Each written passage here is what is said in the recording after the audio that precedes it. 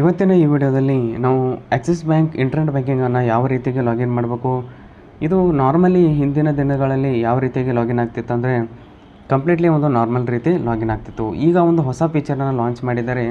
ನೀವೇನಾದರೂ Axis mobile banking ಆ್ಯಪನ್ನು register ಮಾಡ್ಕೊಂಡಿದ್ದರೆ ನಿಮ್ಮ ಆಕ್ಸಿಸ್ ಬ್ಯಾಂಕ್ನಲ್ಲಿ ನಿಮಗೆ ಒಂದು OTP ಸೆಂಡ್ ಮಾಡ್ತಾರೆ.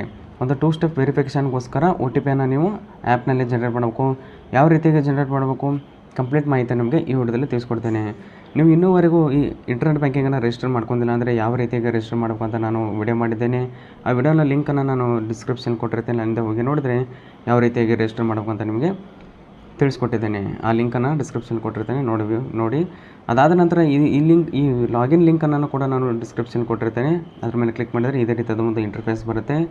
ಮೊದಲೇದಾಗಿ ಇಲ್ಲಿ ಲಾಗಿನ್ ID ಅಥವಾ ಕಸ್ಟಮರ್ ID ಎಂಟರ್ ಮಾಡಿ ಮತ್ತು ಪಾಸ್ವರ್ಡನ್ನು ಎಂಟರ್ ಮಾಡಿ ಲಾಗಿನ್ ಮೇಲೆ ಕ್ಲಿಕ್ ಮಾಡಿ. ಯಾವಾಗ ನೀವು ಲಾಗಿನ್ ಮೇಲೆ ಕ್ಲಿಕ್ ಮಾಡ್ತಿರೋ ಇಲ್ಲಿ ನೋಡ್ಬೋದು in app mobile OTP for login. ಅಂದರೆ ಒಂದು ಆಕ್ಸಿಸ್ ಬ್ಯಾಂಕ್ ಆ್ಯಪ್ನಲ್ಲಿ ನೀವು ಏನು ಮಾಡಬೇಕಾಗುತ್ತೆ, ಒಂದು OTPಯನ್ನು ಜನ್ರೇಟ್ ಮಾಡ್ಕೊಂಡು ಅದನ್ನು ಹಾಕಬೇಕಾಗತ್ತೆ. ಇಲ್ಲಿ ಕೆಳಗಡೆ ಸ್ಟೆಪ್ ವೈಸ್ ಹೇಳಿಕೊಟ್ಟಿದ್ದಾರೆ. ನಾನು ಈಗ ಲೈವ್ ಆಗಿ ನಿಮಗೆ ತಿಳಿಸ್ಕೊಡ್ತೇನೆ. ಮೊದಲೇದಾಗಿ ಆಕ್ಸಿಸ್ ಬ್ಯಾಂಕ್ ಮೊಬೈಲ್ ಬ್ಯಾಂಕಿಂಗ್ ಆ್ಯಪನ್ನು ಓಪನ್ ಮಾಡಿ ಇದನ್ನು ಹೇಗೆ ರಿಜಿಸ್ಟರ್ ಮಾಡಬೇಕು ಅಂತ ವಿಡಿಯೋ ಮಾಡಿದಲ್ಲಿ ಲಿಂಕನ್ನು ನಾನು ಡಿಸ್ಕ್ರಿಪ್ಷನ್ ಕೊಟ್ಟಿರ್ತೇನೆ, ಅಲ್ಲಿಂದ ಹೋಗಿ ನೀವು ನೋಡ್ಬೋದು. ಮೊದಲೇದಾಗಿ MPIN-ಅನ್ನು ಹಾಕಿ ಲಾಗಿನ್ ಮಾಡೋ ಅವಶ್ಯಕತೆ ಇಲ್ಲ. ಇಲ್ಲಿ ಮೇಲ್ಗಡೆ ನೋಡ್ಬೋದು ಮೊಬೈಲ್ OTP ಅಂತ ಇದೆಯಲ್ಲ, ಅದ್ರ ಮೇಲೆ ಕ್ಲಿಕ್ ಮಾಡ್ಕೊಳ್ಳಿ. ಕ್ಲಿಕ್ ಮಾಡಿದ ನಂತರ ನಿಮ್ಮ ಒಂದು MPIN-ಅನ್ನು ಎಂಟರ್ ಮಾಡಿ. MPIN-ಅನ್ನು ಎಂಟರ್ ಮಾಡಿದ ನಂತರ ಇಲ್ಲಿ ಜನ್ರೇಟ್ ಲಾಗಿನ್ OTP ಅಂತ ಇದೆಯಲ್ಲ, ಇದನ್ನು ಕ್ಲಿಕ್ ಮಾಡಿ. ಇಲ್ಲಿ ಟ್ರಾನ್ಸಾಕ್ಷನ್ OTP ಅಂದರೆ ನೀವೇನಾದರೂ ಡೆಬಿಟ್ ಕಾರ್ಡ್ ಮುಖಾಂತರ ಏನೋ ಟ್ರಾನ್ಸಾಕ್ಷನ್ ಮಾಡ್ತಾರೆ ಆ ಥರ OTP. ಈಗ ನಾವು ಲಾಗಿನ್ OTP, ಇದು ಇಂಟರ್ನೆಟ್ ಬ್ಯಾಂಕಿಂಗ್ ಅಂತ ಇಲ್ಲಿ ಮೆನ್ಷನ್ ಮಾಡಿದ್ದೆ. ಜನ್ರೇಟ್ ಲಾಗಿನ್ OTP ಮೇಲೆ ಕ್ಲಿಕ್ ಮಾಡಿ.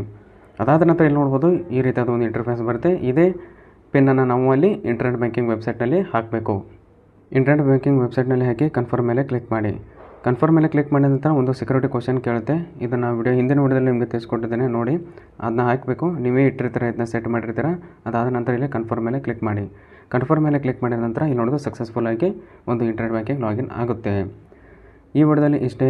ಇದೊಂದು ಹೊಸ ಮಾಹಿತಿ, ಹೊಸ ಫೀಚರನ್ನು ಲಾಂಚ್ ಮಾಡಿದ್ರು, ಅದಕ್ಕಾಗಿ ಇದನ್ನ ತಿಳಿಸ್ಕೊಡ್ಬೇಕಾಗಿ ವಿಡಿಯೋ ಮಾಡಿದ್ದೆ. ಈ ವಿಡಿಯೋ ಇಷ್ಟ ಆದರೆ ಲೈಕ್ ಮಾಡೋದನ್ನು ಮರಿಬೇಡಿ. ನಿಮಗೇನಾದರೂ ಕ್ವೆರೀಸ್ ಇದ್ದರೆ ಕಮೆಂಟ್ ಬಾಕ್ಸ್ನಲ್ಲಿ ತಿಳಿಸಿ, ನಾನು ಖಂಡಿತವಾಗ್ಲೂ ನಿಮಗೆ ರಿಪ್ಲೈ ಮಾಡ್ತೇನೆ. ಮತ್ತೆ ಮುಂದಿನ ವಿಡಿಯೋದಲ್ಲಿ ಸಿಗೋಣ.